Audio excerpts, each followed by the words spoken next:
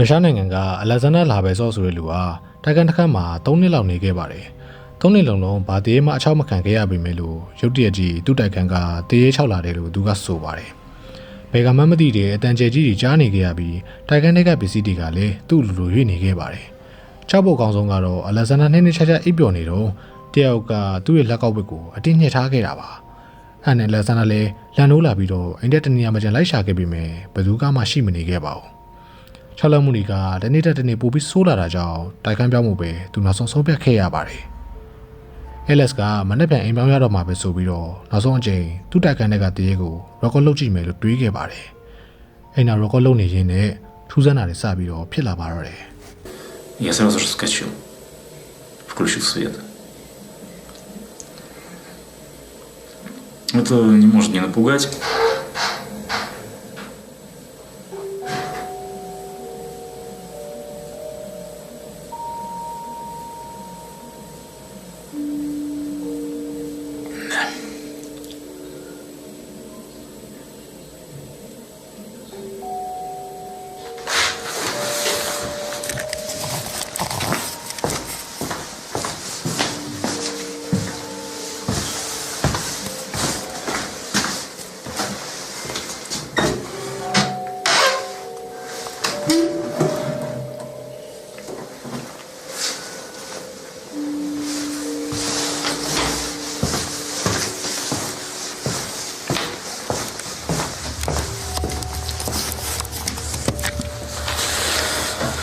Просто знакомый звук.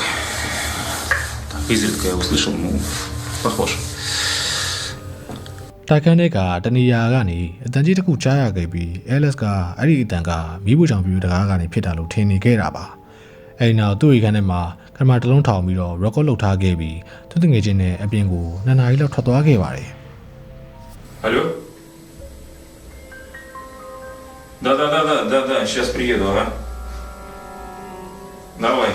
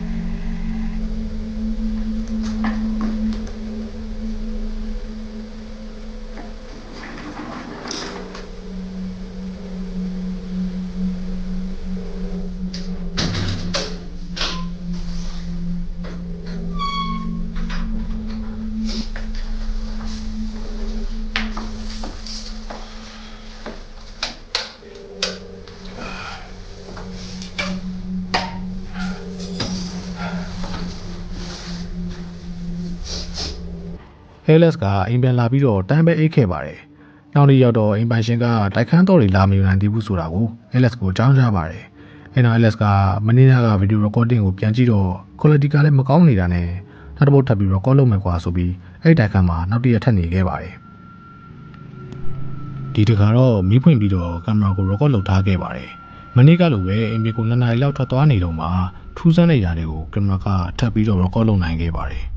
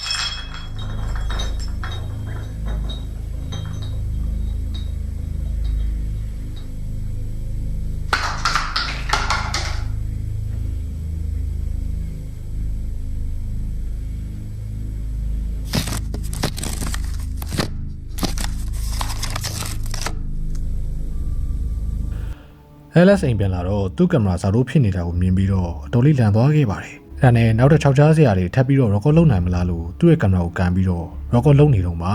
ကြောချက်စရာကောင်းတဲ့အရာတစ်ခုနဲ့ LS ကြုံတွေ့ခဲ့ရပါတယ် Я смотрю, у нас сегодня рыбный день. Охереть вообще.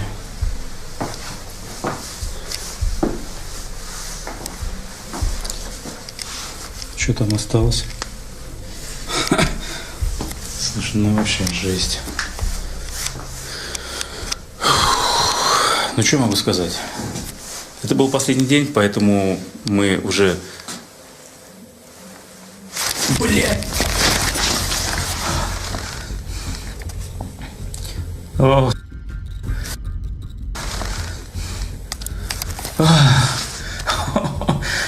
До усрачки.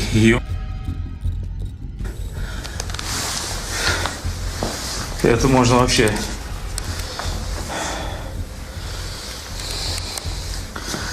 О, блядь.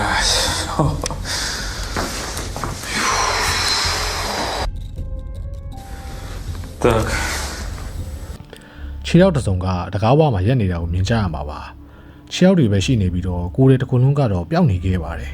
အိမ်နောက် LS လန့်ပြီးတော့ထိုင်ချသွားတဲ့အချိန်မှာအဲ့ဒီခြေရောက်တွေလည်းပျောက်သွားခဲ့ပါတယ်ဒီတော့ဒီဗီဒီယိုကိုပိတ်သက်ကြီးတို့ဘယ်လိုထင်ရှားလဲဗျာဒါကတကယ်ဖြစ်နိုင်ရဲ့လားဒါမှမဟုတ်ဒီဗီဒီယိုကလောက်ကြံဖန်နေတာလားဆိုတော့ပိတ်သက်ကြီးတို့ပဲစဉ်းစားကြည့်ကြပါ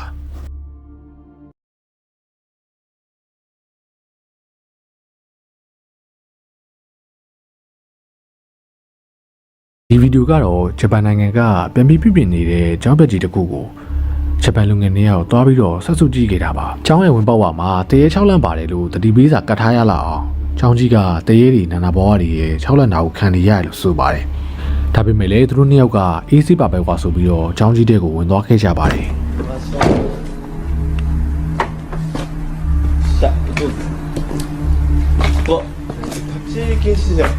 やば。まあ、とりあえず行けっしょ。誰もいねっしょ。な。ただボロいよね。何これ。次さ、隣によくあったじゃん。ああ、行こう行こう。もう何もないところには用はありません。お、置いてる。え、初じゃね開いてたの。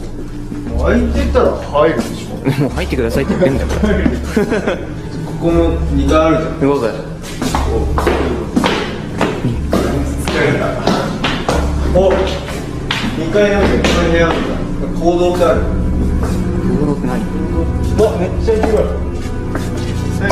おお。お前、なんか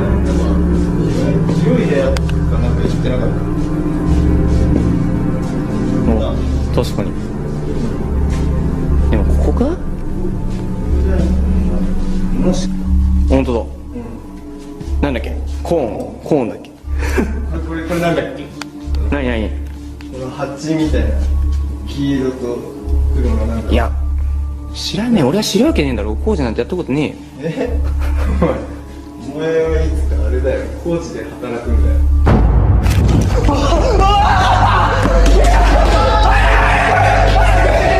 အဝင်ဖြူနဲ့ထူးဆန်းတဲ့မိန်းမတစ်ယောက်ဒီတငယ်ချင်းနှစ်ယောက်အနားကိုခြေတံမပေးဘဲနဲ့တိုးတိုးတိတ်တိတ်ကတ်လာခဲ့ပါတယ်။သူမကလက်တွေရှိပုံမရပါဘူး။ဒီလူနှစ်ယောက်လည်းအော်ဟေရုံးကန်ပြီးအသေးအံပြေးခဲ့ကြတာပေါ့။အဲ့လိုပြေးကြရင်လည်းဗီဒီယိုကိုဆက်ပြီးတော့ record မလုပ်နိုင်ခဲ့တာကြောင့်အိမ်နောက်ပိုင်းဘာတွေဆက်ပြေးခဲ့လဲဆိုတော့မသိရပါဘူး